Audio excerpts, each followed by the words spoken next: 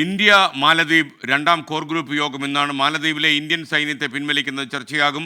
ഇരു രാജ്യങ്ങളിലെയും നയതന്ത്ര ഉദ്യോഗസ്ഥർ പങ്കെടുക്കും. ആർ രാധാകൃഷ്ണൻ വിവരങ്ങളുമായി ചേരുന്നു. രാധാകൃഷ്ണൻ, മാലദ്വീപുമായുള്ള ബന്ധം മെച്ചപ്പെടുത്താൻ നമ്മുടെ ഈ കോർ ഗ്രൂപ്പ് ഉപകരിക്കുമെന്നാണോ നമ്മൾ മനസ്സിലാക്കേണ്ടത്? തീർച്ചയായിട്ടും നമുക്കങ്ങനെ കരുതാൻ സാധിക്കില്ല SKN. കാരണം രണ്ട് രാജ്യങ്ങളും തമ്മിലുള്ള ഭിന്നത ആ രീതിയിൽ തന്നെ തുടരുകയാണ്. നിലവിൽ മാലദ്വീപ് ആവശ്യപ്പെടുന്നത് അവിടെ നിന്നുള്ള നമ്മുടെ സൈനിക സാന്നിധ്യം കുറയ്ക്കണം എന്നുള്ളതാണ്. മാലദ്വീപിനെ ഇതിന് പിന്നിൽ ചൈനയാണ്. ചൈനയെ അതിന് വേണ്ടി പ്രേരിപ്പിക്കുകയും ചെയ്യുകയാണ്. കഴിഞ്ഞ മാസം 14-ാം തീയതി ഇതുമായി ബന്ധപ്പെട്ട ആദ്യ കോർ ഗ്രൂപ്പ് യോഗം ചേർന്നിരുന്നു. അവിടെയുള്ള ഇന്ത്യയുടെ സൈനിക സാന്നിധ്യം കുറയ്ക്കണം എന്ന നിലപാടിലാണ് അവർ ഉറച്ച് നിൽക്കുന്നത്.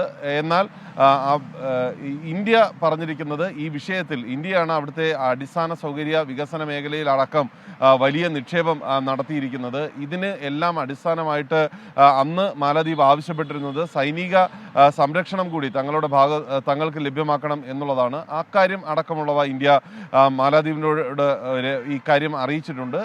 ഇന്നും ഇന്ത്യ ഇതുമായി ബന്ധപ്പെട്ടിട്ടുള്ള തുടർ തീരുമാനങ്ങൾ അറിയിക്കും. മാലദ്വീപിന് ഇന്ത്യയെ പിണക്കാൻ പറ്റാത്ത ഒരു അവസ്ഥയുണ്ട്. അത് കൂടി പരിഗണിച്ചുകൊണ്ടായിരിക്കും അവർ ഇപ്പോൾ തുടർന്നുള്ള നിലപാടുകൾ സ്വീകരിക്കുക എന്ന് അറിയുന്നു. നമ്മൾ ഈ ഇൻട്രീം ബഡ്ജറ്റിൽ ഒരു പ്രധാനപ്പെട്ട ഒരു കാര്യമുണ്ടായി SKN. മാലദ്വീപിന് നമ്മൾ ഓരോ വർഷവും നൽകുന്ന സഹായം ഉണ്ട്. അത് നമ്മുടെ ബഡ്ജറ്റിൻ്റെ വിഹിതത്തിൻ്റെ ഭാഗമാണ്. കഴിഞ്ഞ വർഷം നമ്മൾ ഉൾപ്പെടുത്തിയിരുന്നത് 400 കോടി രൂപയാണ്.